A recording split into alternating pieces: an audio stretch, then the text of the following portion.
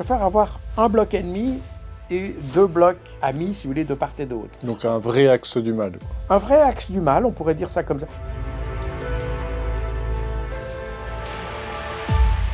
Jacques Beau, bonjour. Bonjour. Vous êtes ancien colonel des services de renseignement suisses. Vous êtes spécialiste des pays de l'Est et ancien chef de la doctrine des opérations de la paix des Nations Unies. Au sein de l'OTAN, vous avez participé à des programmes en Ukraine et notamment lors de la révolution de Maïdan en 2014. Vous êtes l'auteur de plusieurs livres majeurs aux éditions Max Milo, Gouverné par les fake news, puis Poutine, maître du jeu en février 2022. Ensuite, c'est Opération Z en septembre. Enfin, le tout dernier, qui paraît donc le 30 mai, Ukraine entre guerre et paix.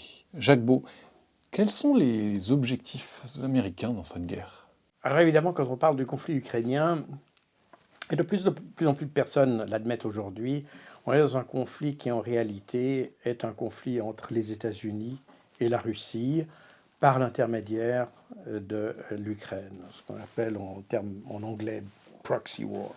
Les Américains, depuis la fin de la guerre froide, d'abord, la fin de la guerre froide pour les Américains est une victoire occidentale contre l'Union soviétique. Et même si ça n'est pas exactement ça, parce que c'est le système communiste qui s'est effondré sans même que les Occidentaux n'aient vraiment grand-chose à faire, les Américains sont restés sur cette idée qu'ils avaient vaincu l'Union soviétique. Et au moment où ça s'est passé, c'est-à-dire fin des années 80, début des années 90, il faut reconnaître que les Américains étaient la seule grande puissance dans le monde. La Chine n'existait pas encore en tant que grande puissance, enfin elle était en devenir, mais elle n'existait pas en tant que telle. La Russie n'existait pas en tant que Russie, enfin l'Union soviétique s'était désarticulée, démantelée, et donc cette puissance n'existait pas, et donc l'Europe n'existait pas non plus en tant que puissance économique, par exemple, pas encore. Même si on peut discuter qu'elle soit devenue, mais c'est un autre débat. Donc les Américains ont compris, c'est la première guerre du Golfe a été un révélateur de cette chose-là, où les Américains ont été vraiment le fer de lance de l'Occident contre la tyrannie de Saddam Hussein, etc. Et à l'issue de cette guerre, il est resté l'image d'une Amérique toute puissante, qui était la seule capable d'intervenir dans le monde, d'imposer, je ne veux pas dire la paix, parce que ce n'était pas une paix, mais elle était capable d'imposer les valeurs occidentales, pour autant que ça veuille dire quelque chose. Et dans le sillage de cette opération, vous avez un secrétaire d'État ou un sous-secrétaire d'État à la Défense, M. Wolfowitz, qui a décrit une doctrine qui depuis est appelée la doctrine Wolfowitz, qui consistait à dire l'Amérique ou les États-Unis sont aujourd'hui la seule grande puissance économique, politique et militaire dans le monde, la seule qui est capable de défendre nos valeurs, dans tous les sens du terme, et donc c'est aux États-Unis de tout faire pour conserver cette position dorénavant dans le monde et d'empêcher l'émergence d'autres superpuissances qui pourraient venir perturber, si vous voulez, ce qu'il ne décrit pas comme une hégémonie, mais qui de facto est une hégémonie. Et depuis le début des années 90, eh bien, on a cette constante des États-Unis, c'est de maintenir leur prépondérance sur les autres pays. Et ça comprend d'ailleurs l'Union européenne, puisque la doctrine Wolfowitz, dans sa première mouture, disait explicitement qu'il fallait éviter l'émergence d'une capacité autonome militaire de l'Union européenne, qui est toujours restée d'ailleurs en arrière-plan chez les Américains, mais qui s'est traduite de manière beaucoup plus subtile que ça, mais qui était en même temps, qui contredisait ce que beaucoup de dirigeants français d'ailleurs ont dit depuis, enfin pas seulement français, qui plaidaient pour une défense, une Europe de la défense, etc.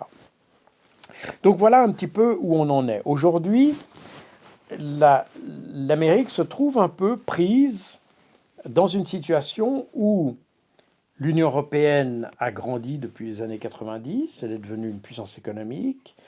La Chine est devenue une superpuissance économique, et pas seulement économique, parce que ses capacités de développement au niveau industriel, au niveau technologique, ses capacités de recherche, etc., en ont fait une puissance qui touche un peu tous les domaines et qui touche aussi au domaine politique, puisqu'aujourd'hui on voit que la Chine est très présente dans la plupart des pays africains.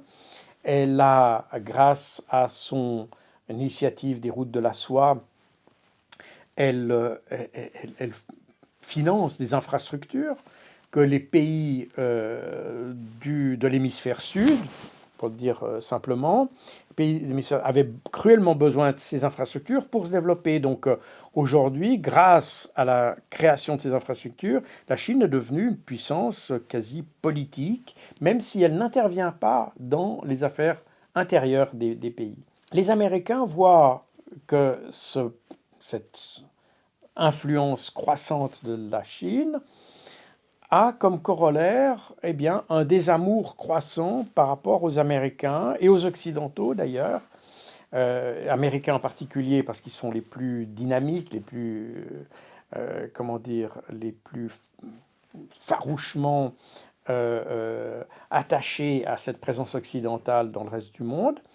Mais en réalité, c'est tout l'Occident qui a toujours un peu profité du tiers-monde sans réellement l'aider à se développer. On a des tas de projets de développement, mais peu de développement d'infrastructures, peu de développement qui permettent de faire une sorte de développement robuste. Si vous voyez, quand les Chinois vont quelque part, ils construisent des voies de chemin de fer, ils mettent en place des chemins de fer, même s'ils ne sont pas toujours très rentables, ça c'est une autre affaire, des ports, des routes, des autoroutes. Donc on a vraiment quelque chose qui sert à l'économie du pays, et ça les Occidentaux n'ont pas vraiment réussi à le faire depuis la décolonisation. Et voilà pourquoi aujourd'hui les Américains voient cette influence, en tout cas perçue, les voient comme une menace pour leur propre capacité à, j'allais dire, à contrôler, au sens anglais du terme, c'est-à-dire à maîtriser le développement de la planète. Et ça, c'est ce qu'on appelle le piège de Thucydide, en réalité. Le fait qu'un pays se trouve tout d'un coup à un moment où il a la première place et il ne peut plus se payer le luxe de laisser d'autres s'emparer de cette première place. Et il est condamné un petit peu à défendre cette première place. Le problème est que les Américains, normalement, dans un monde idéal, on se dirait que pour défendre cette première place, on essaye de faire mieux que les autres. Mais c'est pas ce qui se passe. Et aujourd'hui, on voit que quand vous regardez le nombre de brevets par année, ou de déposés par année, etc., on voit que c'est la Chine qui manifestement, et c'est assez logique à vrai dire, avec un potentiel d'1,5 milliard d'habitants, qu'ils aient une capacité à supplanter les puissances occidentales qui, elles, ont des capacités numériques, tout simplement numériques, beaucoup plus faibles. Et donc, on est là dans effectivement ce défi que les Occidentaux essayent de relever, non pas en s'élevant davantage, mais en écrasant les autres. Et donc diviser pour mieux régner aussi. Alors, c'est diviser pour mieux régner, mais c'est surtout diminuer pour mieux régner. Et tout en ayant peur du rapprochement entre les Chinois et les Russes. Alors, cette peur, elle existe bien entendu parce qu'il y a toujours la crainte de former un bloc eurasiatique. Mais vous voyez, si vous regardez le monde du point de vue des Américains, il voit il y a trois grands challengers qui existent, si vous voulez. Il y a la Chine ou l'Asie, parce que l'Inde n'est pas encore dans cette équation, mais elle y arrive et à grande vitesse. L'Asie, l'Europe et les États-Unis. Ça, c'est les trois grandes puissances qu'il voit.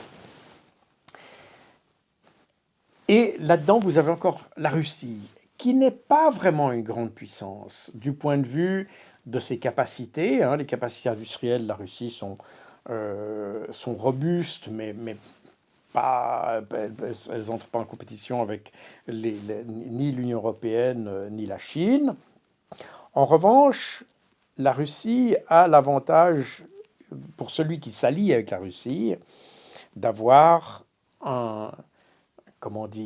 une arrière-boutique extrêmement bien fournie en matières premières, en terres rares, en toutes sortes de matériaux, et en savoir-faire aussi, parce que les Russes ont développé, ils sont peu présents dans le domaine de la téléphonie mobile. En revanche, quand vous allez dans la technologie de l'énergie nucléaire et de ce genre d'énergie, dans de nombreuses de la technologie spatiale, etc., les Russes sont certainement une des puissances dominantes sur la planète.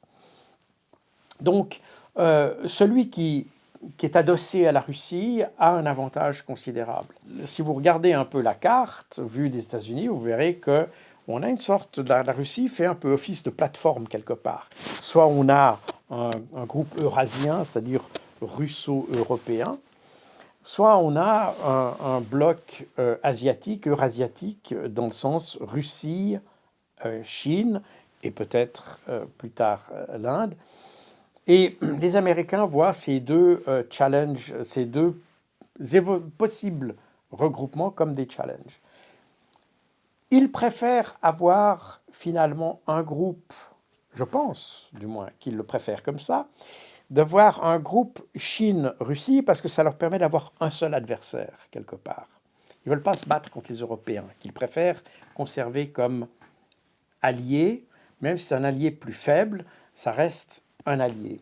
Ils ne veulent pas s'aliéner les Européens en réalité. Et c'est la raison pour laquelle, en poussant la Russie et la Chine à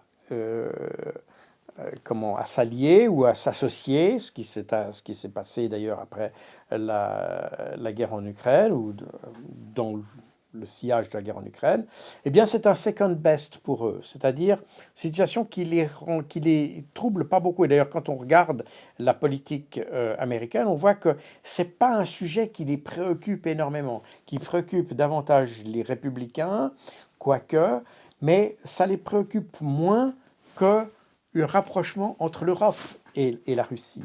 Ils préfèrent avoir un bloc ennemi et deux blocs amis, si vous voulez, de part et d'autre. Donc un vrai axe du mal, quoi. Un vrai axe du mal, on pourrait dire ça comme ça. C'est un peu la situation qu'on avait pendant la guerre froide, d'une certaine manière, même si la Russie et la Chine n'étaient pas formellement alliés, ces deux pays communistes à l'époque. C'est un peu la situation, et ça, les Américains sont assez confortables avec ça, parce qu'il n'y a qu'un seul ennemi, quelque part, et deux alliés qui l'encerclent. Donc la démocratie aussi contre les dictatures. C'est un peu ça. Voilà. Et c'est pour ça que beaucoup de gens, avec l'évolution qui s'est passée cette dernière année, en Ukraine, les gens ont dit oui, c'est une grosse erreur stratégique parce que ça a rapproché la Russie de la Chine. Alors, peut-être que c'est une erreur, mais pour les Américains, c'est pas le pire des problèmes. C'est pas la pire des situations. Parce que maintenant, ils ont deux adversaires qui sont ensemble, ils peuvent les traiter ensemble pratiquement. Oui, mais en termes de conflit, c'est peut-être pas idéal non plus.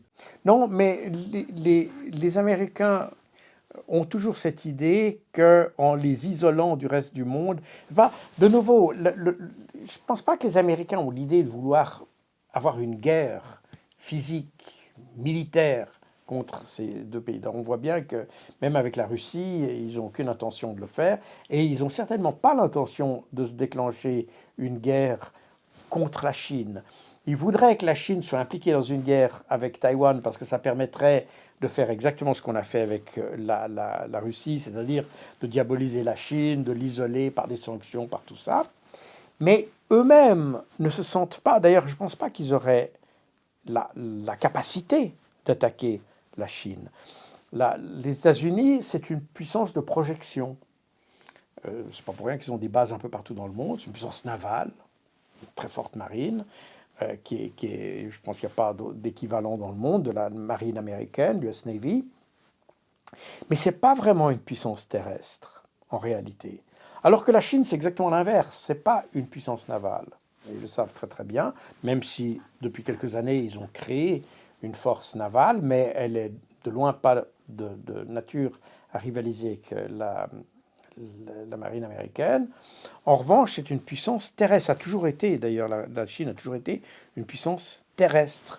Et ils ont une armée qui est extrême, qui est impressionnante et qui, on ne peut pas en douter, serait impressionnante avec 1,5 milliard d'habitants. Ils ont sans aucun doute un potentiel de combattants à peu près inépuisable en tant que puissance terrestre. Et la Chine n'a jamais été un pays qui a cherché à s'étendre. Au niveau commercial, un petit peu. Non, commercialement, mais commercialement, c'est commercial. Là, on est dans le domaine de la compétitivité, on est dans des logiques différentes. Mais on n'est pas dans la logique militaire. Et les Chinois, je pense, voient leur influence plutôt dans le domaine justement commercial et dans le domaine technologique même, plutôt que dans le domaine militaire. Si vous voulez, pour les Américains, ils savent qu'il n'y aura probablement pas de guerre contre la Chine. Et je pense que personne ne veut ça, pas plus qu'on veut une guerre contre la Russie. D'abord, c'est des puissances nucléaires, donc ça a des implications, et personne ne veut vraiment ça. Le but, c'est de les isoler, c'est de les amoindrir, de les anéantir par des moyens non militaires, d'une certaine manière. Et comment donc les Américains ont-ils tenté d'isoler la Russie au sujet de ce conflit? Alors, c'est effectivement après 2014, et on est beaucoup resté d'ailleurs sur l'image de 2014, et probablement des années qui ont précédé 2014, d'une Russie qui était faible économiquement, qui avait un PIB, alors que nos médias comparaient volontiers à celui de l'Italie ou de l'Espagne, et que, en plus, peut-être avec l'affaire Navalny, etc., on a surévalué l'opposition qu'il y avait en Russie par rapport au gouvernement. Et donc on s'est dit, ou les Américains se disaient que si on arrivait à faire vaciller l'économie russe, ça provoquerait sans aucun doute des mouvements dans la population, un mouvement de mécontentement de la population, qui se traduirait inévitablement par un changement au pouvoir et le renversement de Vladimir Poutine. Ça, c'était l'objectif de Washington. Ça, c'est depuis longtemps l'objectif de Washington. Et quand on voit tout ce qui s'est passé autour de la Russie et tout ce qu'on a, les affaires Navalny, Skripal, etc., on est toujours dans cette même dynamique. On essaye toujours de mettre en évidence une opposition à la Russie, de montrer que le gouvernement se comporte mal, de façon à stimuler cette opposition et stimuler un mécontentement. Et on a sans doute surévalué d'ailleurs l'importance de ce mécontentement, ce qui a conduit d'ailleurs aux sanctions qu'on a prises. Et rappelez-vous les discours de Bruno Le Maire le 1er mars 2022, où il disait on va provoquer l'effondrement de la Russie grâce à nos sanctions qui sont efficaces, etc. Une guerre économique. Une guerre économique, exactement. Et qu'on pensait faisable et jouable parce qu'on voyait, comme l'avait dit, c'était quoi, le sénateur McCain aux États-Unis, je ne vais pas me tromper, mais je crois que c'est lui qui avait dit ça, que la Russie n'était finalement qu'une station-service.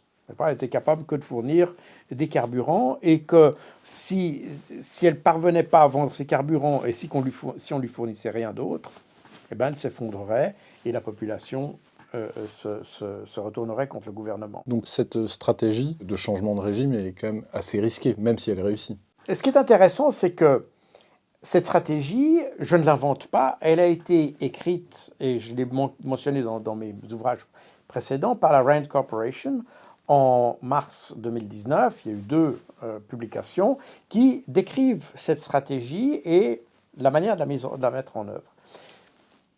Ce que nos médias n'ont pas relevé, parce qu'évidemment quand on cite ces études, qui sont des études de la Rand Corporation et le think tank du Pentagone, donc c'est eux qui établissent les stratégies au profit du Pentagone. Quand on cite ça, on vous dit que vous êtes complotiste et que vous imaginez les théories du complot, etc. Non, c'est une stratégie qui a réellement été mise sur pied dans le but de faire effondrer la Russie, et c'est dit tout à fait explicitement. Ce qu'on évite généralement de dire, c'est que dans ces stratégies, ou dans cette stratégie qui est en 2 parties, la Rand Corporation dit « faites attention », parce que si vous appliquez ça, d'abord il est probable que la Russie, aujourd'hui, dans l'état de son économie, sera beaucoup plus résistante que les paramètres qu'on a pris en considération pour établir cette stratégie. Et donc il est possible que la Russie ne tombe pas aussi facilement. Et que si on utilise l'Ukraine pour déstabiliser la Russie, eh bien, probablement que ça va coûter un coût humain et un coût territorial à l'Ukraine qui est beaucoup plus important qu'on l'imagine pour l'Ukraine. Et qu'en principe, on vous a, en substance, ce que dit la Rand Corporation, c'est on vous a fait cette stratégie parce que vous avez demandé de la faire, mais on vous déconseille de l'appliquer parce que le coût pour l'Ukraine, pour le prestige des États-Unis, pour le prestige de l'Occident, va être considérablement plus élevé que ce qu'on est en train d'imaginer. Et ce qui est intéressant, c'est que les Occidentaux ont lu la première partie de la stratégie, ils n'ont pas eu la deuxième partie, qui mettait en garde contre l'application de cette stratégie. Et ils l'ont appliquée. Donc on savait que ça allait coûter des vies humaines en Ukraine. On savait que... Parce que l'idée, c'était d'utiliser l'Ukraine comme appât pour la Russie, pour lui appliquer ces sanctions. C'est ça l'idée, dès le départ. Donc cette guerre en Ukraine vient des États-Unis, vous dites. Elle a été provoquée, préméditée par les États-Unis. C'est donc une sorte de piège américain. C'est une sorte de piège américain, exactement. Et d'ailleurs, de nouveau, je n'invente rien du tout, puisque le conseiller de Zelensky, Alexei Arestovitch, dans une interview télévisée qu'il a fait, d'ailleurs en mars 2019, à la même période où a été publiée cette stratégie américaine, Alexei Arestovitch explique cette stratégie dans le détail, et il explique que le but des Ukrainiens, c'est d'entrer dans l'OTAN. Ça, c'est leur objectif. Mais que l'OTAN ne peut pas accepter en son sein un pays qui a déjà un conflit ouvert avec un autre. Parce que ça voudrait dire que la clause de l'article 5, exactement, serait pratiquement ipso facto mise en œuvre. Et ça, c'est évidemment pas tout à fait envisageable pour les autres pays membres de l'OTAN. Et donc, que si on veut que l'Ukraine entre dans l'OTAN, il faut que la Russie ne soit plus un problème. Autrement dit, il faut que la Russie s'effondre, soit effondrée, soit démantelée, n'existe plus en tant que menace. Et c'est exactement ce qu'explique Arestovitch. Et il dit, pour ça, il faudra une guerre. Et il a expliqué d'ailleurs même, il dit très clairement, cette guerre, ça se passera probablement entre 2021 et 2022. Donc, on savait qu'en utilisant l'Ukraine comme appât, quand on allait lancer l'Ukraine finalement dans la gueule du loup, l'Ukraine sachant qu'elle le ferait, mais comme des sanctions massives allaient être appliquées à la Russie, ces sanctions seraient si violentes et si brutales que l'économie russe s'effondrerait extrêmement rapidement et que la Russie n'aurait pas les moyens de faire une guerre longue contre l'Ukraine. Et donc, si vous voulez, les dirigeants ukrainiens, c'est quand même une certaine perfidie là-dedans, ont délibérément mis en jeu leur pays pour provoquer l'effondrement de la Russie. Ce qu'on n'avait pas prévu. Tout ça pour entrer dans l'OTAN. Tout ça pour entrer dans l'OTAN. Pour être finalement protégé donc, par l'OTAN et les États-Unis. Alors, la question des Ukrainiens, je pense que probablement que c'est pour être protégé par les États-Unis, etc. Mais je pense que surtout, dans leur calcul, il y a le fait que, comme ça s'est fait d'ailleurs dans tous les autres pays de l'Est, le passage dans l'OTAN a précédé le passage dans l'Union européenne. Vous le citez justement, donc le conseiller de Zelensky. Notre prix pour entrer dans l'OTAN est une guerre contre la Russie et sa défaite. Exactement, c'est ça. C'est la défaite de la Russie qui sera la clé de l'entrée dans l'OTAN, qui elle-même est la clé pour l'entrée dans l'Union européenne, qui elle-même est la clé pour finalement la prospérité du pays. C'est un peu le calcul qu'ont eu les Ukrainiens. Donc on est dans quelque chose qui est extrêmement bien calculé, qui est extrêmement préparé et qui est prémédité d'une certaine manière. Vous parliez tout à l'heure aussi d'une stratégie de changement de régime, mais ça va quand même plus loin parce que vous écrivez aussi la désintégration de la Russie est l'objectif de l'Ukraine. Tout à fait. Donc c'est plus qu'un changement de régime. C'est plus qu'un changement de régime, vous avez parfaitement raison de le mentionner.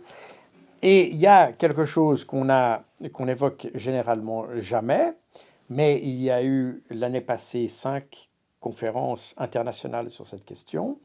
C'est ce que les Américains appellent la décolonisation de la Russie, c'est-à-dire le découpage de la Russie en entités plus petites. C'est d'ailleurs ce que les Américains ont voulu faire en Syrie également, avec un secteur chiite, un secteur sunnite et un secteur kurde, les 3 secteurs qu'on retrouve d'ailleurs un petit peu aujourd'hui, même si le gouvernement syrien a repris la main et qu'il reste encore le secteur kurde. Mais bref, l'idée c'est de diviser le pays en entités plus petites, et vous avez cette décolonisation de la Russie, a fait l'objet de plusieurs conférences, dont une s'est déroulée à Bruxelles d'ailleurs, entre différents pays européens et des minorités en Russie qui sont financées par l'Occident pour se soulever et créer des États indépendants.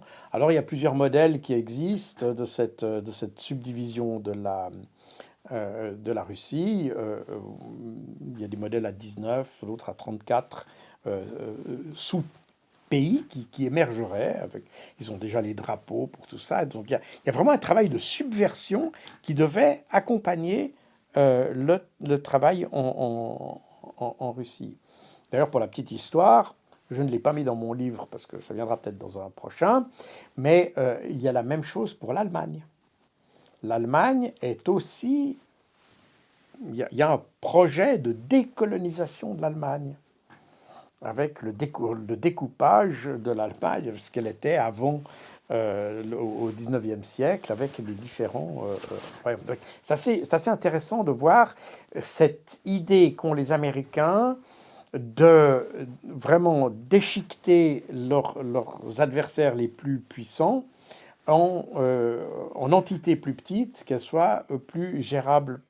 Mais c'était déjà le cas dans les années 2000 avec le Grand Moyen-Orient. Alors, dans les années 2000, il y a eu effectivement, c'est de cette idée qu'est sortie, notamment le cas de la Syrie que j'ai évoqué, c'est-à-dire l'idée d'un découpage, et il y avait d'ailleurs là-dedans un découpage également de l'Arabie saoudite, qui était en tête, qui était dans la tête des Américains. Des néoconservateurs. Des milieux néoconservateurs, exactement. Et il y avait un découpage de l'Arabie saoudite en plusieurs entités. Et c'est d'ailleurs peut-être pas totalement étranger au fait qu'aujourd'hui, les Saoudiens se méfient des Américains.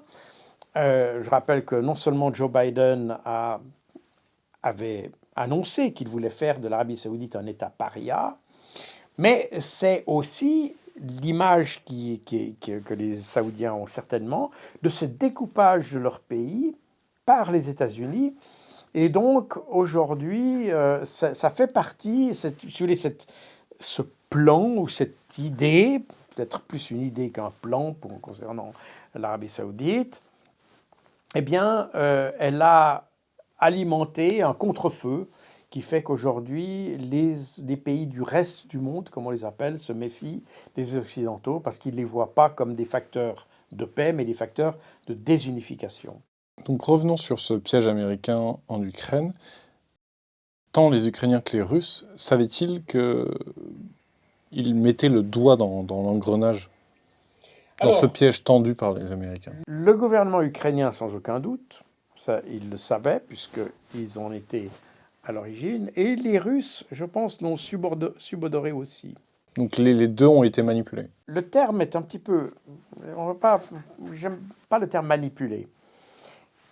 D'abord parce que les Ukrainiens, je ne pense pas que les Ukrainiens ont été manipulés. Les Ukrainiens ont pensé que c'était la voie pour eux pour accéder à ce auquel ils aspirent, c'est-à-dire l'intégration dans la communauté européenne. Je ne pense pas qu'ils aient eu dans l'idée de sacrifier leur peuple. Je pense on leur a fait la promesse d'une certaine manière que les sanctions effondreraient la Russie. Donc pour eux, c'était presque un jeu de poker dans lequel ils avaient peu à perdre. Ils n'avaient pas du tout prévu que la guerre perdurerait. Et donc qu'ils auraient des grosses pertes, etc. Et pour eux, ça devait être quelque chose d'extrêmement rapide. C'était ne pas connaître les Russes, quand même, de faire ce pari. C'était ne pas connaître les Russes, mais ça alors c'est la perfidie des Occidentaux qui leur ont vendu cette affaire. Et probablement, pas seulement la perfidie, je pense qu'il y a une partie d'ignorance. On a voulu ignorer, on s'est satisfait de notre rhétorique sur les Russes, et on a voulu ignorer le fait que la Russie, c'est pas un peuple d'imbéciles, c'est un peuple qui a très bien, après 2014, le gouvernement russe, et notamment Vladimir Poutine, ont très bien compris que les sanctions dont ils avaient fait l'objet en 2014 pouvaient très bien se répéter, et pouvaient très bien se répéter de manière beaucoup plus virulente, puisque certaines sanctions qu'on avait discutées à l'époque n'avaient pas été appliquées, comme le découplement de SWIFT, etc. Donc les Russes se sont préparés à une situation où on leur appliquerait des sanctions de manière quasi arbitraire, si vous voulez. Et nous, les Occidentaux, on n'a pas voulu voir ça. Et c'est d'ailleurs exactement ce que dit la Rand Corporation en 2019. Ils ont dit, faites attention parce que nous avons une fausse perception de la Russie et probablement que la Russie est beaucoup plus forte en réalité que ce que nous estimons. Donc on a tiré un peu des plans sur la comète. Donc du point de vue des Ukrainiens, ils sont partis dans un projet qu'ils pensaient gagnant, alors qu'en réalité, c'était basé sur une fausse évaluation des forces en présence. Et alors les Russes, eux, ils ont compris qu'on voulait les mettre en situation. Je pense que les Russes ont très bien compris que la situation allait conduire à une pluie de sanctions, etc. C'est pour ça qu'ils s'étaient préparés.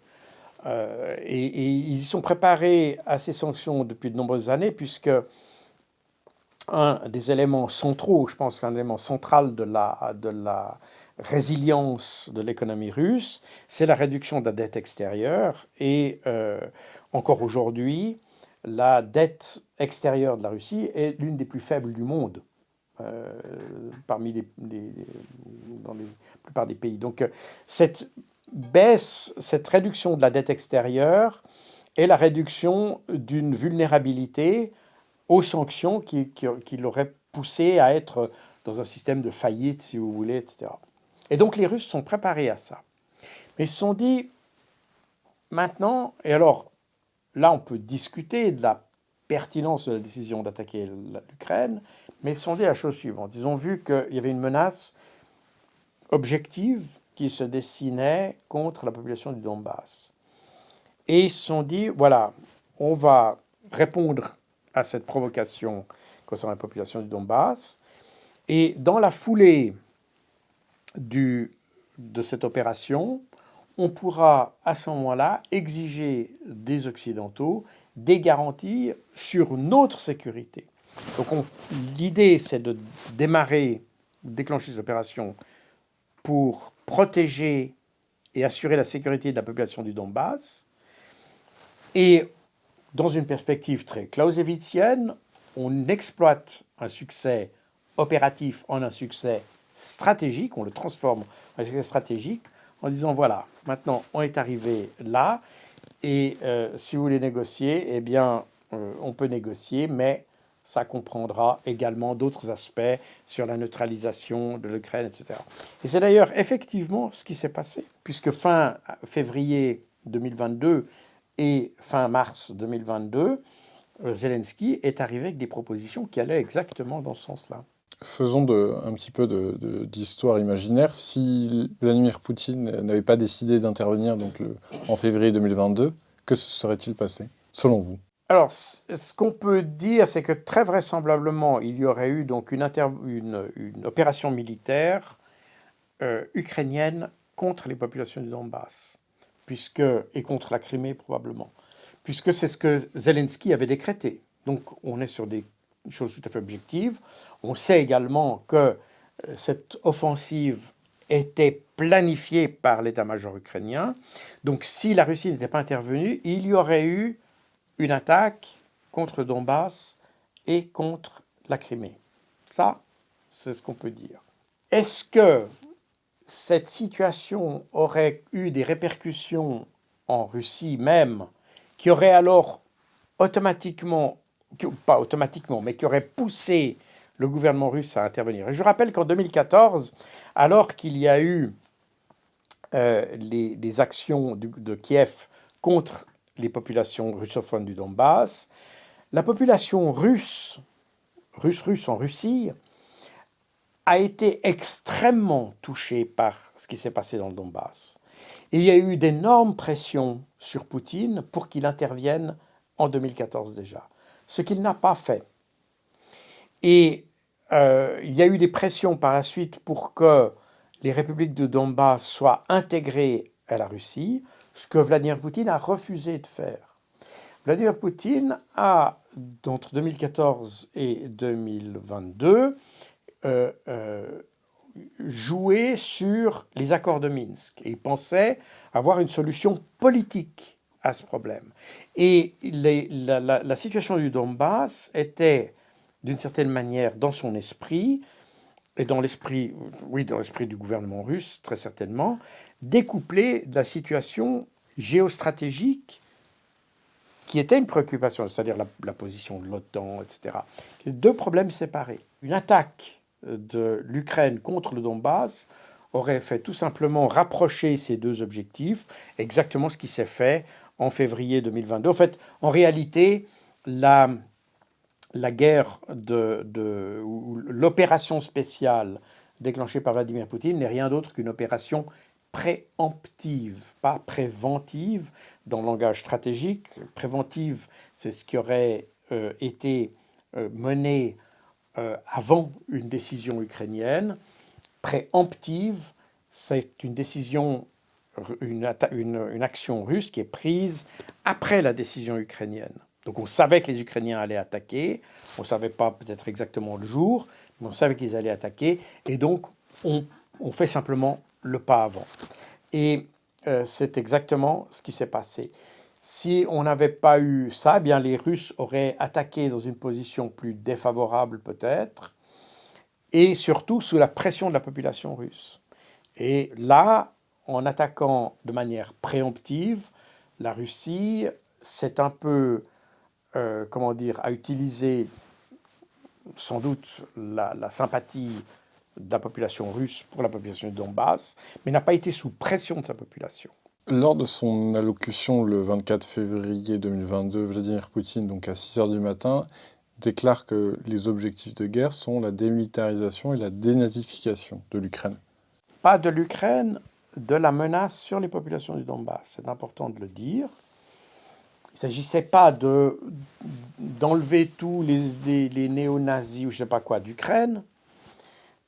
Il s'agissait ni même de démilitariser toute l'Ukraine. Il s'agissait de détruire ou de neutraliser la menace militaire sur les populations du Donbass et la menace, la dénazification, ça référait aux milices paramilitaires, certains disent néo-nazis, qui écumaient la région du Donbass et qui avaient écumé la région du Donbass surtout en 2014 parce que ces supplétifs paramilitaires avaient été créés pour suppléer au manque de combativité de l'armée ukrainienne contre leurs frères ukrainiens, d'une certaine manière. Donc on a pris des fanatiques, c'était ceux qui avaient été le moteur de l'Euromaïdan, on les a structurés en unités paramilitaires, et c'est eux qui, à Mariupol, un peu partout dans Odessa et ailleurs, ont d'ailleurs sérieusement malmené la population civile russophone. Mais si vous vous rappelez donc la liste de revendications édictée par le ministère des Affaires étrangères russe, donc novembre-décembre 2021, dans cette liste, il y avait l'interdiction en tout cas d'armes occidentales, etc. Donc est-ce que ceci n'a trait pas que au Donbass? Non, bien sûr. C'est aussi pour protéger la Russie. Voilà. On a deux phénomènes distincts. Il y a le problème de la Russie, le problème géostratégique de la Russie par rapport d'ailleurs plus aux armes déployées par les Américains dans les pays de l'OTAN que l'OTAN lui-même, si on peut dire ça comme ça. Je rappelle que les Russes n'ont pas été trop perturbés par l'adhésion des pays baltes à l'OTAN. Parce que c'est une époque où il n'y avait pas encore, ils ne voyaient pas l'OTAN en tant qu'organisation comme une menace. Le problème est venu au début des années 2000, lorsque les Américains se sont retirés des accords de désarmement, afin de pouvoir déployer des armes dans les pays d'Europe de l'Est. C'est là que les Russes ont commencé à prendre peur. C'est ce qui a motivé le discours de Munich en 2007 par Vladimir Poutine, où il explique clairement cette situation. Donc ce n'est pas l'OTAN en tant que tel qui est le problème. C'est l'exploitation que les Américains ont fait de l'extension de l'OTAN, d'une certaine manière. C'est important de le dire. Et ça, c'est un problème que les Russes pensaient, et c'est d'ailleurs la raison pour vous évoquer les deux documents qui ont été émis par les affaires étrangères russes le 17 décembre 2021, et qui était adressé un à l'OTAN, l'autre aux États-Unis, pour leur dire, c'est une proposition d'ailleurs, c'est pas un diktat comme on l'a dit sur nos médias, c'était une proposition de règlement de cette question géopolitique par la diplomatie. Donc il n'était pas question du Donbass dans cette affaire-là. Mais les Russes ont très bien compris que s'ils devaient intervenir dans le Donbass, ça leur permettrait de résoudre le problème géopolitique, parce qu'il y a un moment, il faudra négocier. Et comme le mastermind derrière l'Ukraine étaient les États-Unis, eh bien, en ayant un succès stratégique, un succès opératif contre l'Ukraine, on en arriverait inévitablement à une discussion avec les Occidentaux, ou une discussion qui au moins pousserait l'Ukraine à s'engager sur un territoire de la neutralisation, etc. Vous avez parlé de changement de régime à Moscou. Vous écrivez dans votre livre que le changement de régime à Kiev n'est pas visé par Vladimir Poutine. Non, tout à fait. Je pense que Vladimir Poutine, enfin les Russes, ont compris que d'abord ils devaient travailler avec l'équipe existante. Quand on parle de changement de régime, c'est très sympathique de penser de changement de régime, mais il faut toujours penser à qui viendrait après. Pas un plus radical. Exactement. Et je pense que les Russes ont toujours eu la crainte que si le pouvoir de Kiev, le Zelensky tombait, ce sont des gens plus radicaux que lui qui viendraient et qui seraient beaucoup plus dangereux. Que veut la Russie actuellement? La Russie, elle a donc comme objectif, premièrement, elle est intervenue pour sécuriser cette population du Donbass.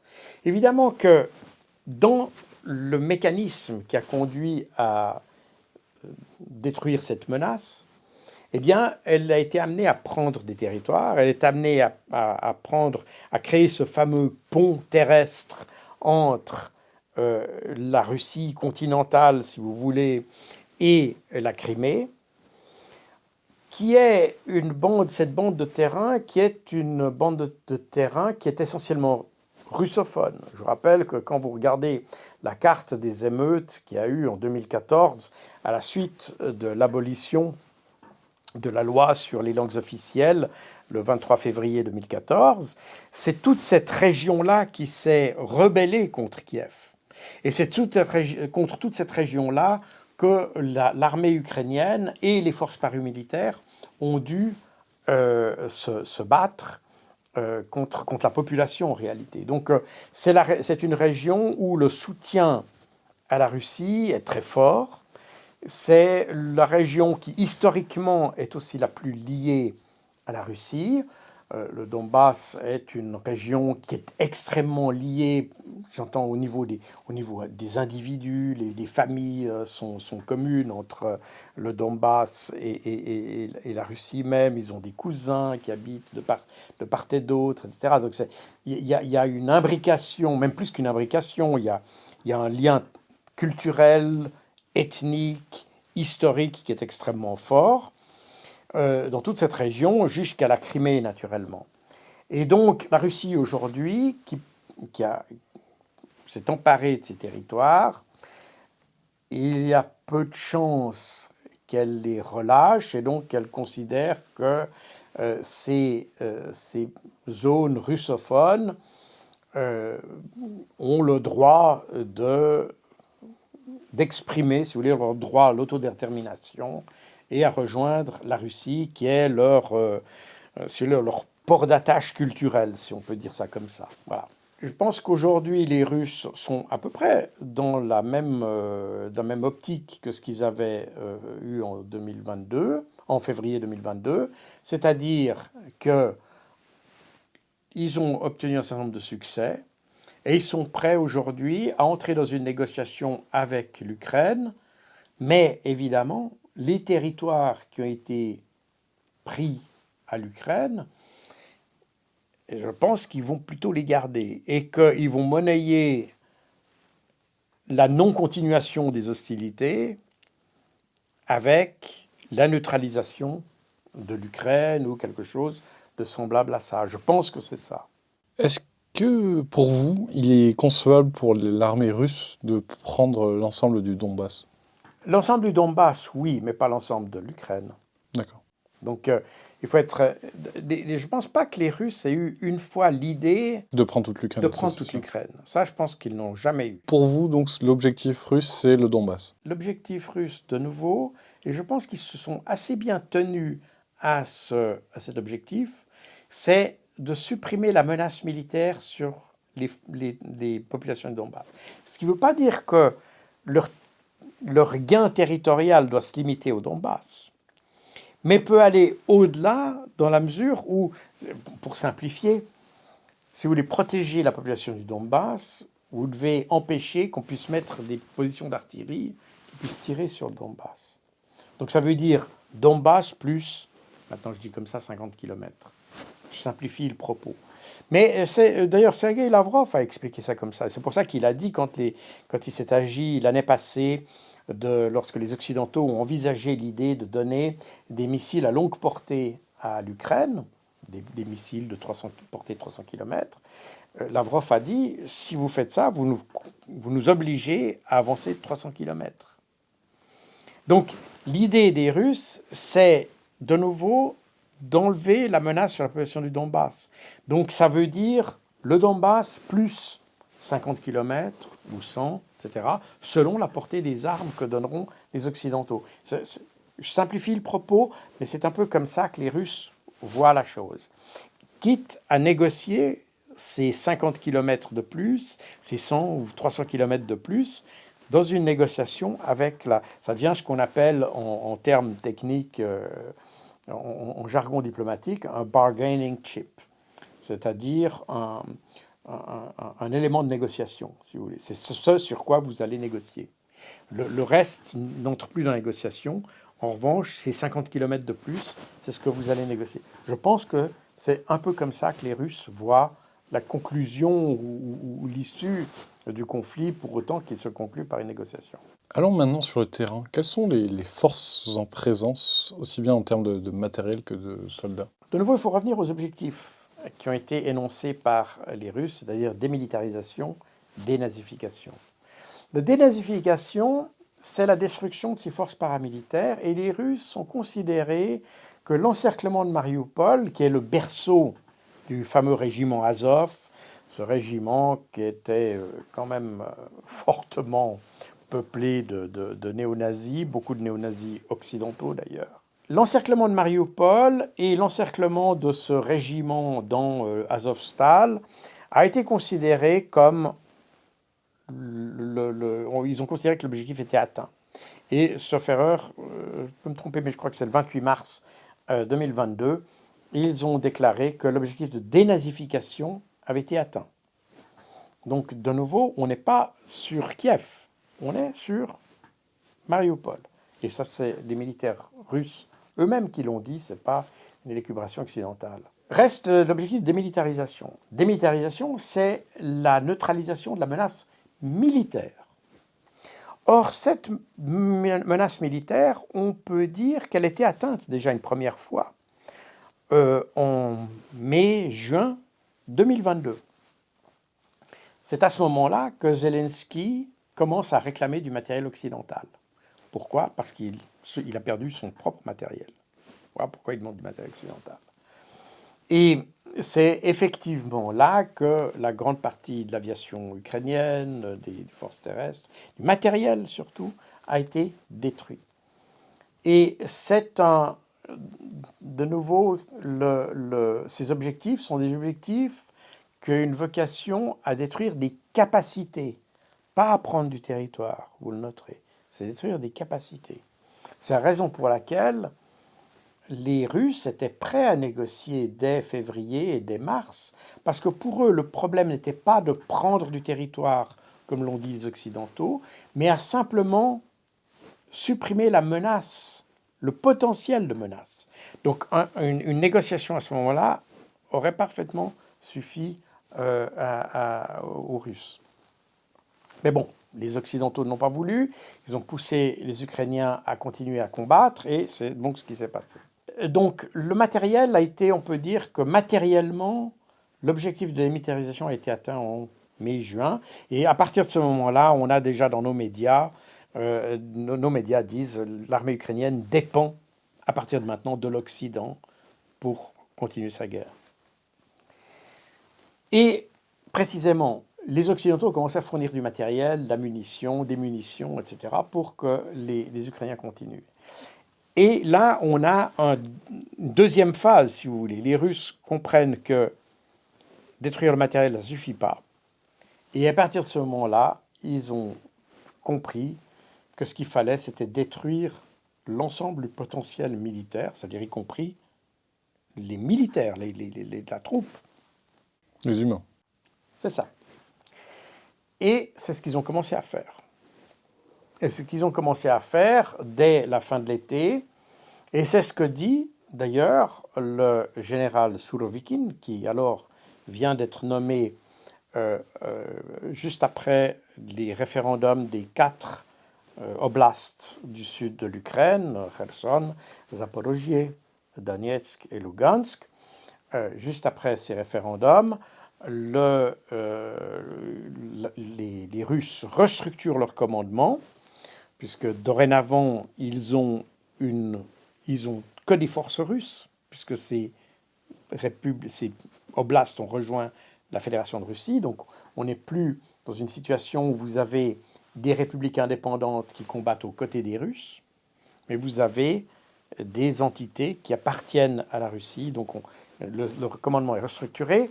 Le général Surovikin est nommé commandant en chef des troupes en Ukraine. Et le général Surovikin déclare, et ça a été d'ailleurs répercuté dans les médias, il a dit, à partir de maintenant, on ne cherche pas à faire des grandes opérations, des grandes avancées, des choses comme ça. Maintenant, on verrouille, si vous voulez, notre secteur et on détruit tout ce qui vient se frotter à nous. En pylône. On détruit. Et il utilise le terme moudre, littéralement. Donc on est dans le phénomène du hachoir, littéralement. C'est le terme qu'il utilise à ce moment-là. Donc il ne s'agit pas d'avancer. Il s'agit de tuer et Il de s'agit détruire de du matériel. détruire le potentiel. Point final. Donc, et c'est intéressant cette remarque parce qu'en Occident, on est toujours parti de l'idée que les Russes voulaient conquérir du territoire. Et donc, il fallait défendre ce territoire. Alors que les Russes, eux, disent non, on ne veut pas le territoire, on veut détruire ceux qui défendent.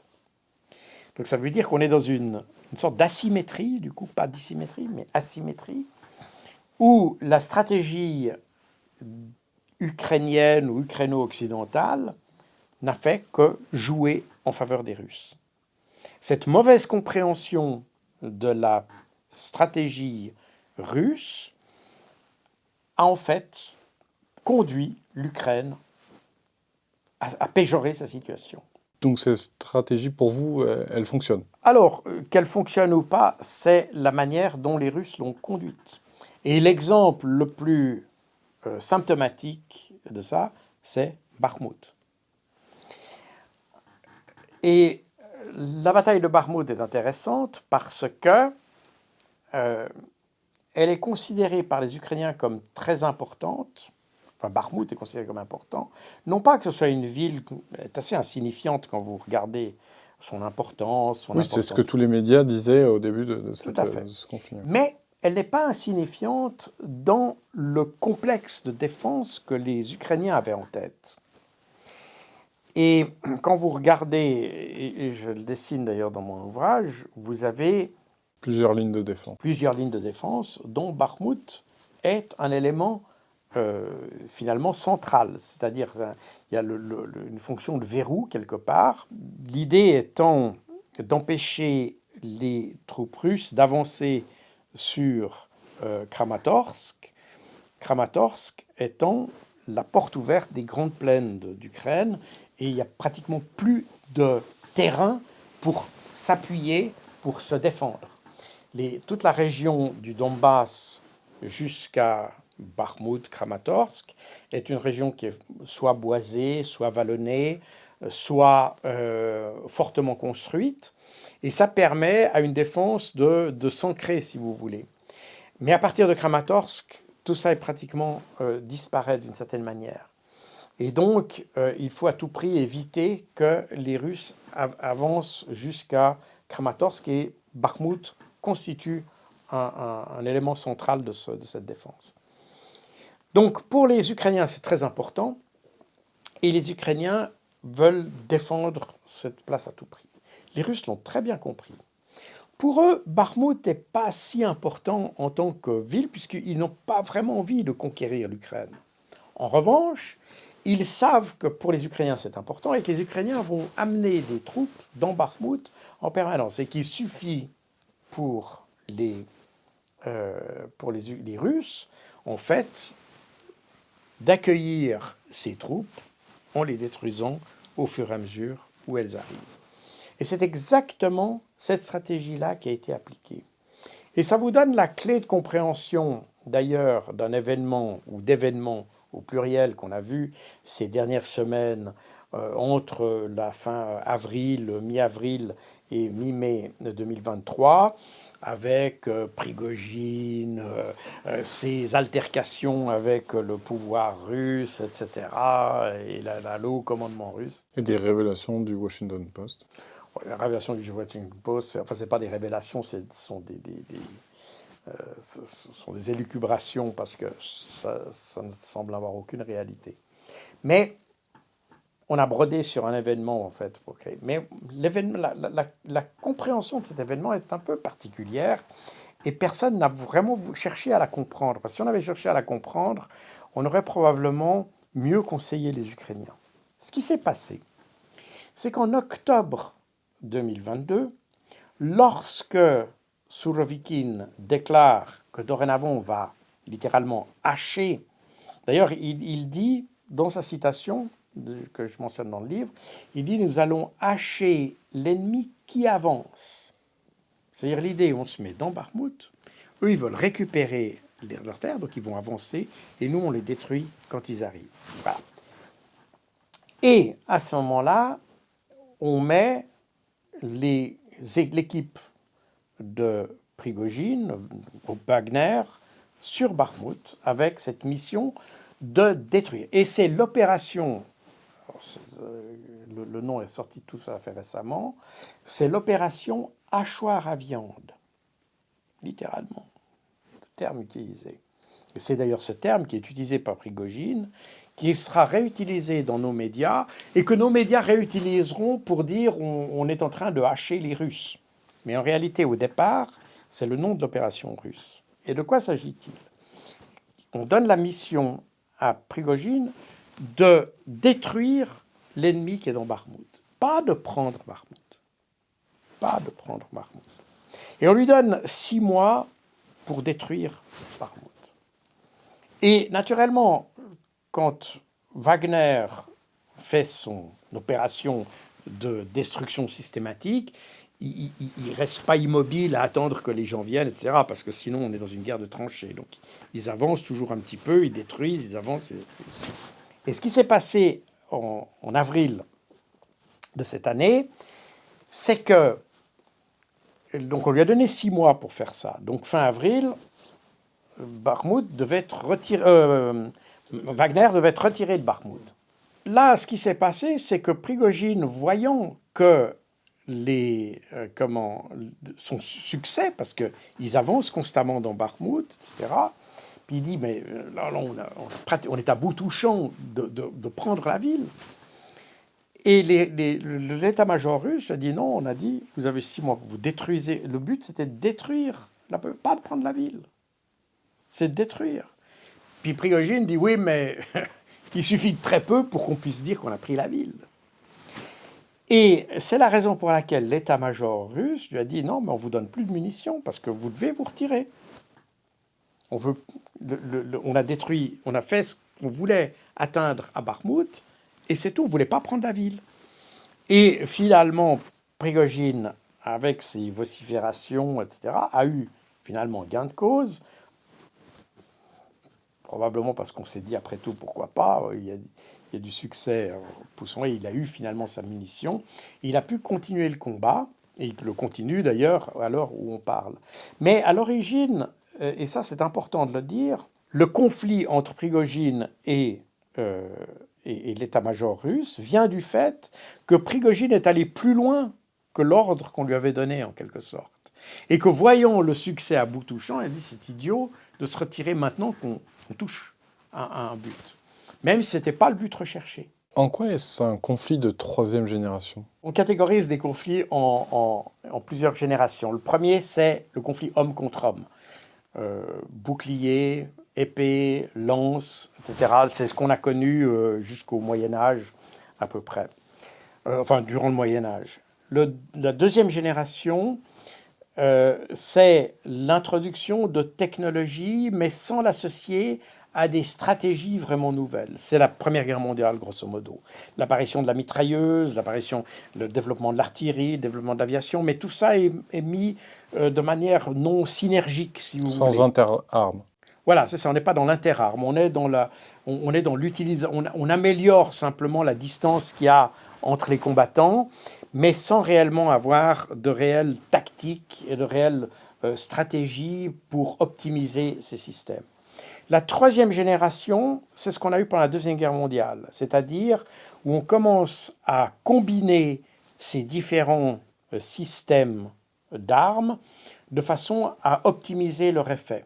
C'est typiquement l'exemple de la Blitzkrieg allemande, que d'ailleurs Blitzkrieg est un terme qui n'a jamais été utilisé par l'Allemagne, mais bref, c'est un détail, c'est-à-dire où on combine les forces mobiles, l'infanterie, l'artillerie et l'aviation en tout.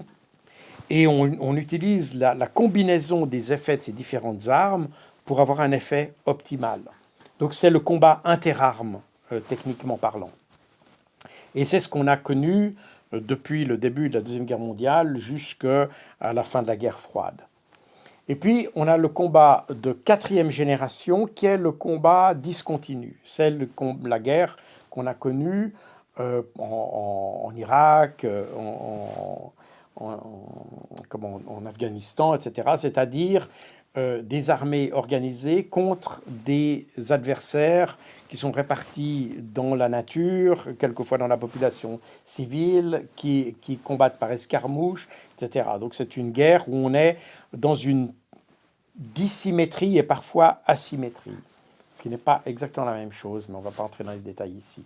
Et puis la guerre de cinquième génération, c'est ce qu'on appelle la guerre non cinétique, c'est-à-dire que c'est la guerre qui est menée par des moyens électroniques, par la cyberguerre, etc., où on n'est pas nécessairement en contact avec l'adversaire, mais où on neutralise ces éléments par des actions dans l'éther, comme on dit en guerre électronique, ou bien dans le cyberespace, ce qui serait les réseaux informatiques.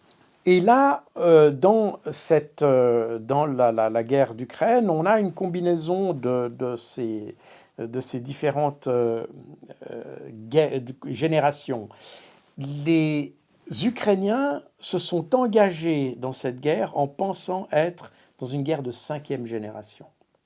C'est-à-dire qu'avec les sanctions, avec la guerre sur les réseaux sociaux, la cyberguerre, on allait anéantir la Russie. Ah, ils sont partis dans cette idée-là. Et les Russes, eux, ils étaient prêts à combattre dans cette guerre-là, mais ils ont une vision plus classique de la guerre et ils sont engagés dans une guerre de troisième génération, c'est-à-dire dans le combat interarmes. Et c'est la raison pour laquelle on a dans la première phase de l'offensive russe en Ukraine ces succès opératifs qui vont jusqu'à Kiev, qui vont jusqu'à Kherson, etc., qui ont pour objectif central, comme je l'ai dit, la préoccupation centrale des Russes, c'est le Donbass, la région du Donbass, ou cette région-là. Les régions du nord, Kharkov, Kiev, etc., tout ça sont des opérations qui n'ont que comme fonction de fixer les troupes ukrainiennes de façon à ce qu'elles ne viennent pas renforcer le potentiel ukrainien dans le Donbass. Et cet aspect dynamique de la guerre, du coup de l'art opératif, est dû au fait que les Russes ont attaqué l'Ukraine avec une force qui était d'un tiers celle des Ukrainiens. Grosso modo, les Russes sont intervenus dans un rapport qui leur était défavorable de 3 contre 1. Et pour compenser ce ratio, ce rapport de force défavorable, eh bien, ils l'ont compensé par le mouvement. Et en fait, en maintenant une dispersion des forces ukrainiennes, a empêché l'Ukraine de regrouper ses forces de façon à pouvoir donner une victoire décisive contre des Russes qui étaient inférieurs en nombre. J'aimerais vous interroger sur des déclarations récentes du chef d'état-major de l'armée de terre français, Pierre Schill, qui a dit que l'armée ukrainienne faisait preuve d'une grande agilité, d'une culture de l'initiative à tout niveau permise par un commandement décentralisé, tandis que la force des Russes réside dans leur capacité à planifier de grandes opérations de façon quasi scientifique, mais ils pêchent par la rigidité de leur structure hiérarchique. Qu'en pensez-vous ? Alors, je pense que c'est une vision qui était valable il y a 40 ans. Et quand je dis 40 ans, c'est même avant, c'est donc avant l'opération en Afghanistan. La guerre en Afghanistan a appris aux Russes qu'il fallait décentraliser le commandement et décentraliser l'initiative au niveau les plus bas.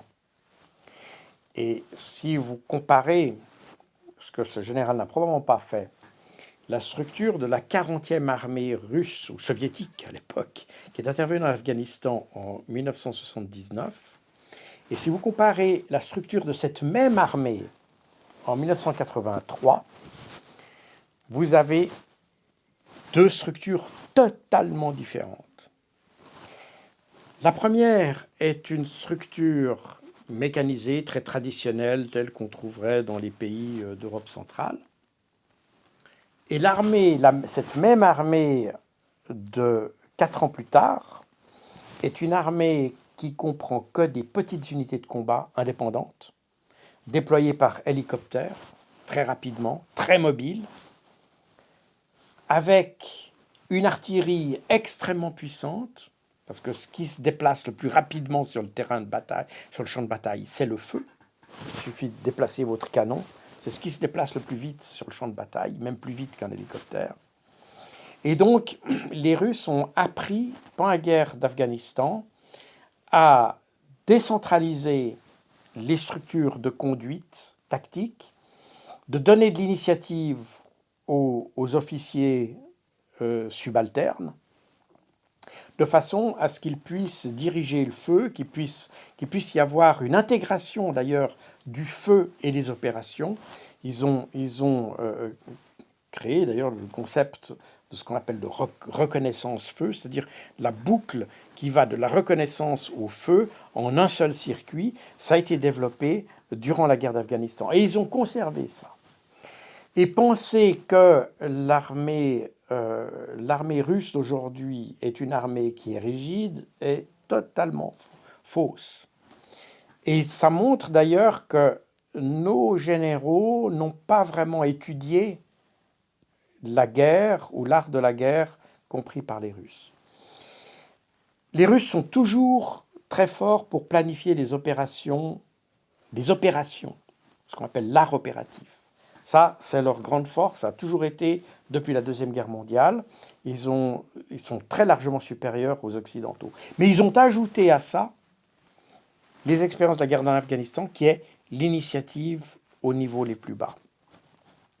Et c'est d'ailleurs exactement ce qu'on voit dans le terrain en Ukraine. Évidemment, ce n'est pas ce qu'on nous raconte. Et c'est pas. Je vous rappelle que la perception que nous avons du champ de bataille est celle que nous donne le commandement ukrainien. Ce n'est pas la réalité du champ de bataille. Et quand on regarde le champ de bataille tel qu'il se déroule, on s'aperçoit que, effectivement, l'initiative est très grande au niveau les plus bas. Et le meilleur exemple de ça, c'est d'ailleurs Wagner, bien qu'il ne fasse pas partie formellement des forces armées. À la décharge de ce général, je dirais qu'une partie de notre perception des opérations russes est le fait que dans la première phase de l'opération spéciale, il y avait 3 armées qui combattaient en réalité, parce qu'on a toujours dit les Russes. Mais en réalité, il y a 3 armées qui se battent. Il y a évidemment l'armée russe, mais il y a aussi les milices du Donbass, ces milices de la République de Lugansk et de Donetsk. Donetsk et Lugansk. Et ces milices-là, elles, n'ont probablement pas la même préparation militaire que les forces russes. Et beaucoup d'erreurs qu'on a attribuées aux Russes étaient en fait des erreurs qui ont été faites à ces milices, qui n'étaient pas des militaires professionnels d'ailleurs, ce sont des milices, donc des gens du peuple qui sont devenus, qui ont pris les armes en réalité. Et ça explique aussi des erreurs qu'on a attribuées aux Russes, étaient en fait des erreurs qui ont été commises par ces milices de Donetsk et de Lugansk, qui étaient mal préparées à la guerre, qui n'avaient pas vraiment cette formation, qui maintenant sont devenus aguerris, mais qui au début n'avaient pas exactement ces formations. Donc ça c'est faux. Maintenant, quant à l'armée ukrainienne, alors j'ai étudié, quand j'étais à l'OTAN, j'ai étudié les tactiques de l'armée ukrainienne contre les milices du Donbass en 2014 et 2015. Donc j'ai étudié les batailles qui ont conduit d'ailleurs, la raison pour laquelle les Ukrainiens ont accepté de signer les accords de Minsk I en septembre 2014, puis de Minsk II en février 2015, c'est qu'ils ont subi des défaites par rapport à des miliciens. Et pourquoi ils ont subi ces défaites? Parce qu'ils appliquaient des schémas. Simplement, ils faisaient la guerre en appliquant des schémas. Et on retrouve exactement les mêmes erreurs en 2022 et en 2023 du côté ukrainien, où ils appliquent exactement les mêmes schémas et ils tombent dans les mêmes, on pourrait dire, pièges que les Russes ont tendus. Là, il y a un effet très pervers de l'information que nous avons sur ce conflit, parce qu'elle nous conduit à sous-évaluer, et c'est la pire erreur que vous puissiez faire à la guerre, et je suis un peu surpris que ce soit un chef d'état-major de l'armée française qui le fasse, parce que la pire erreur que vous puissiez faire à la guerre, c'est sous-estimer votre adversaire. Or, c'est exactement ce que nous a conduit à faire nos médias, nos politiques, mais aussi les Ukrainiens. Les Ukrainiens voulaient à tout prix montrer qu'ils étaient victorieux, que ça valait la peine de les soutenir. C'est le même phénomène qui se passe aujourd'hui. On a leur insistance à montrer qu'ils sont victorieux est liée à leur nécessité qu'avait décrite Oleksiy Arestovitch en 2019. Il avait dit c'est grâce à l'OTAN et à l'aide que nous amènera l'OTAN que nous pourrons avoir cette victoire. Donc, pour montrer qu'ils ont du succès, pour avoir cette aide, ils sont contraints à montrer qu'ils ont du succès, si j'ose dire. Et c'est ça qui fait que nous avons une perception déformée du champ de bataille. Et malheureusement, ça tourne à la défaveur des Ukrainiens. Il semble que des commandos ukrainiens entrent en Russie pour perpétrer des attentats. C'est notamment le cas du drone qui aurait explosé sur le Kremlin il y a quelques semaines. Quels sont les objectifs des Ukrainiens quand ils entrent en Russie? Déstabiliser la population? Déstabiliser le pouvoir? C'est une question intéressante parce que, d'abord, il semble que ces commandos soit des agents ou des gens qui sont payés par le SBU, donc c'est les services spéciaux, en fait, ukrainiens. Pas seulement, mais en grande partie, il y a eu des commandos russophones travaillant pour les Ukrainiens qui ont été engagés dans certaines opérations. Le but de ces opérations, je pense, et de nouveau là, on est obligé de spéculer parce que on ne le sait pas vraiment, mais je pense que l'idée, c'est de montrer que la Russie n'est pas sécure, si vous voulez, et que tant qu'il y a la guerre, l'insécurité qui règne en Ukraine touche aussi la population russe.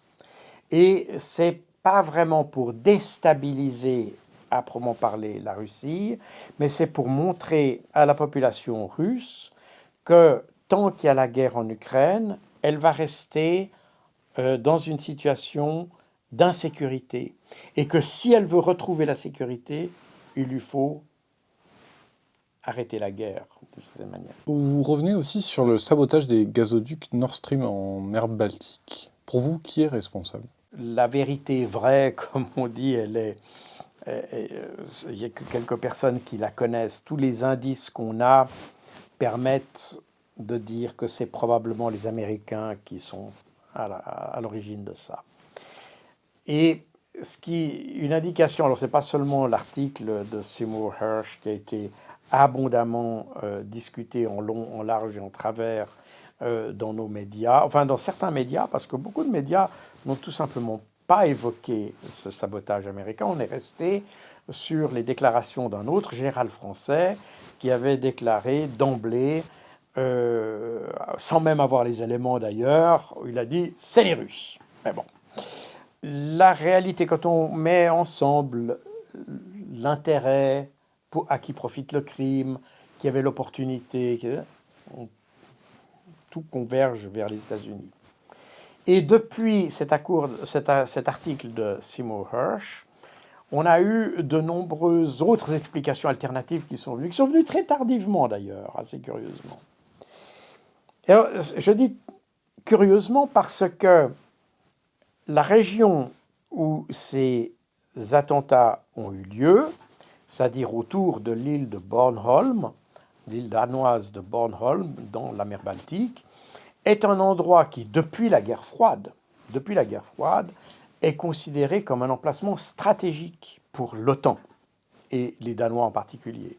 Et il y a eu pendant très longtemps, d'ailleurs, une station d'écoute électronique basée sur Bornholm, de façon à surveiller tous les sous-marins qui passent par là. surveiller tout, parce que c'est un passage obligé pour les sous-marins russes qui vont vers l'océan Atlantique. Et le problème, c'est pas tellement la Baltique, le problème, c'est que les Américains, la menace des sous-marins nucléaires dans l'Atlantique est liée au passage de Bornholm, parce que avec les difficultés de navigation dans le Grand Nord, c'est la probabilité, enfin un des passages les plus vraisemblables pour les sous-marins nucléaires russes pour aller jusque dans l'Atlantique Nord. Il y a aussi le nord par le nord de la Norvège, bien entendu, mais il y a aussi ce passage de Bornholm. Donc pour les Américains, c'est un passage stratégique.